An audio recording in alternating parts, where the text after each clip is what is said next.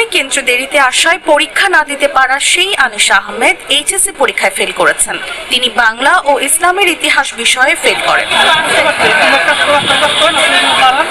আনিশা ঢাকা মাধ্যমিক ও উচ্চ মাধ্যমিক শিক্ষা board laboratory school and college থেকে এবার এইচএসসি পরীক্ষায় অংশ নেন। তিনি মানবিক বিভাগের পরীক্ষার্থী। বৃহস্পতিবার বেলা 11টার দিকে ঢাকা শিক্ষা বোর্ড ল্যাবরেটরি স্কুল অ্যান্ড কলেজের অধ্যক্ষ মোহাম্মদ আসাদুজ্জামান জাগো নিউজকে এই তথ্য নিশ্চিত করেছেন।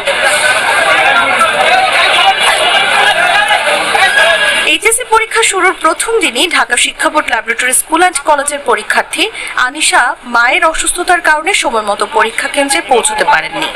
দেরি হওয়ায় তাকে কেন্দ্রে প্রবেশ করতে দেননি দায়িত্বরতরা। এই সময় ওই ছাত্রী পরীক্ষা কেন্দ্রের সামনে কান্নায় ভেঙে পড়েন। গেটের বাইরে দীর্ঘ সময় অপেক্ষায় থেকে তিনি সেদিন ফিরে যান। ওই ছাত্রীর পরীক্ষা